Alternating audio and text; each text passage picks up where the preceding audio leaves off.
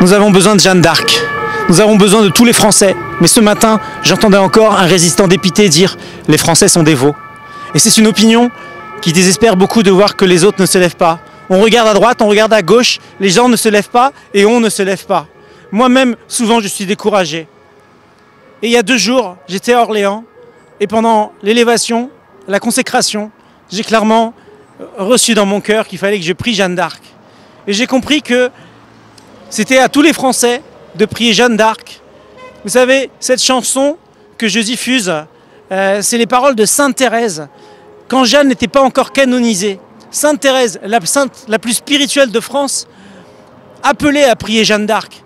Et aujourd'hui, je vois qu'il y a plein de chrétiens qui ne sont pas dans la résistance, qu'il y a plein de chrétiens qui sont collabos d'un régime sataniste.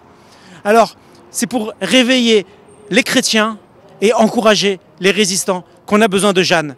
Jeanne n'attend simplement que nous lui demandions son aide. Moi, j'ai grandi à Orléans.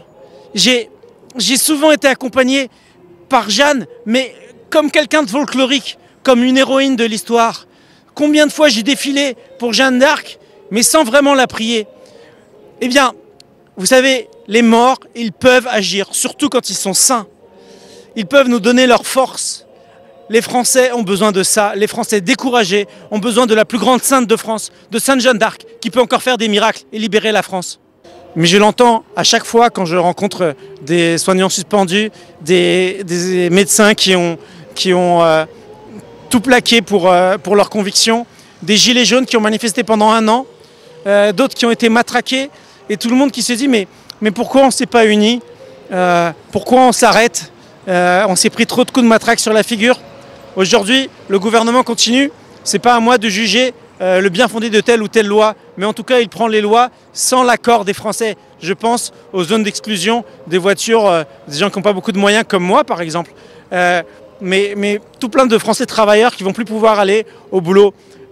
Encore une fois, si les Français étaient d'accord, c'est pas à moi de juger quelles sont telle ou telle loi, mais quand un régime décide tout seul, eh ben c'est la définition de la dictature.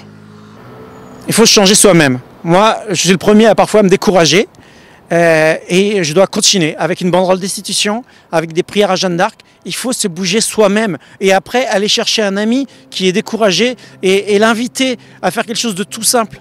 Parce que le courage, c'est contagieux. Vous savez, Jeanne d'Arc, elle était blessée au pied d'Orléans.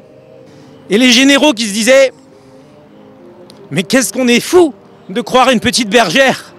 Qu'est-ce que le roi est fou d'avoir confié l'armée à une petite bergère qui ne connaît rien !» Mais Jeanne d'Arc, alors qu'elle aurait pu être désespérée d'avoir été blessée, elle a pris son drapeau. Il y avait écrit Jésus et Marie. Elle y est retournée. L'armée a suivi. Je ne suis pas Jeanne d'Arc, mais Jeanne d'Arc, elle a beau être morte, elle est un cadeau pour la France. Elle peut nous entraîner pour libérer la France. Et moi, je vous fais passer ce message. Tous les Français chrétiens, priez Jeanne, maintenant, tous les soirs, jusqu'à ce que la France soit libérée. Et tous les non-chrétiens, eh bien, laissez-vous emporter par son énergie. C'est la plus grande héroïne de France. C'est la première résistante de France.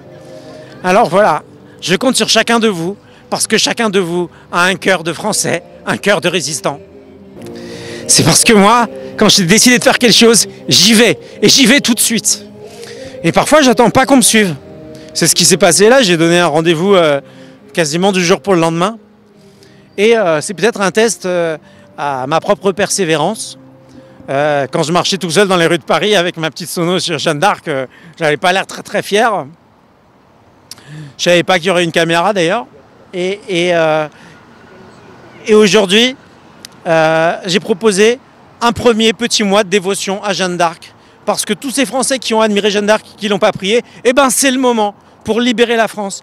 On fait ce petit mois de dévotion personnelle. Je donne 2 rendez-vous à Orléans et à Paris le dernier week-end d'avril pour vraiment lancer plus que des fêtes joanniques, plus que des commémorations, une révolution joannique.